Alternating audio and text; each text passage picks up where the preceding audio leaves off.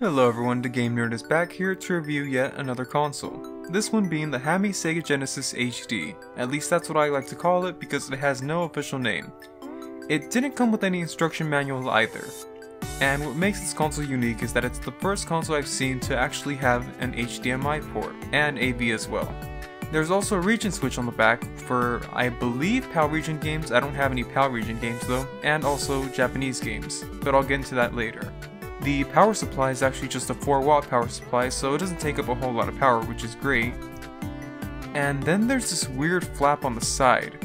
I have no idea what it was for because again, no instruction manual, and on the inside of the console, it doesn't seem like I could actually put anything inside of it. Now on the front of the console, you see what you would normally expect on a regular Sega Genesis. Your headphone port, on and off switch, reset button, etc.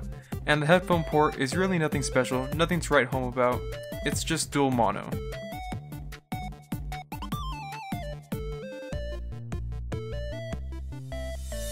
Here's what the inside of the console looks like. I was able to take a picture of all three PCBs. Here's the cartridge slot, and the controller ports, and finally the AV and HDMI port. Now we go into testing the actual games. I decided to start off with Aladdin. When I was playing Aladdin, I decided to use my official Sega Genesis controllers. They worked great, and the controllers that it came with were wireless ones, but honestly they weren't the best.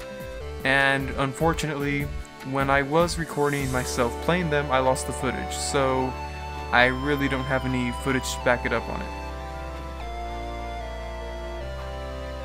Next up, I tried Michael Jackson's Moonwalker.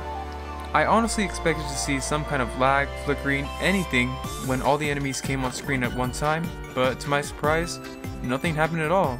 The music stayed in sync, there wasn't any flickering, all the enemies kept moving at their own proper pace, everything ran smoothly.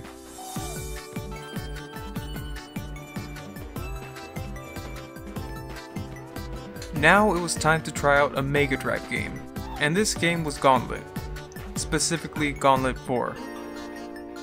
The only way I was able to run this game is by flipping the switch in the back that I mentioned before.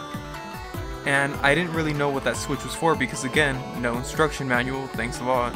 And when I actually flipped the switch, that's when the game turned on fine versus giving an error saying that I can't use it on this Sega Genesis, or for Japan use only. I think I've talked enough about compatibility, so now let's get into the sound. To me at least, the sound sounds great. So here's how Shinobi sounded like.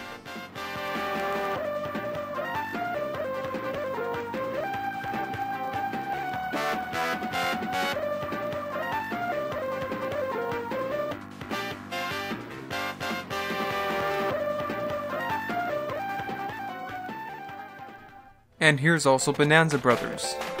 Wow. Wow.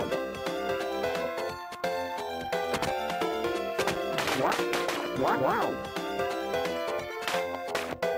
Wow. What?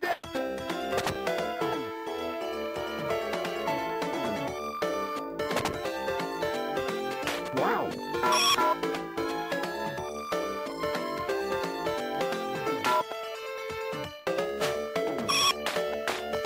Wow.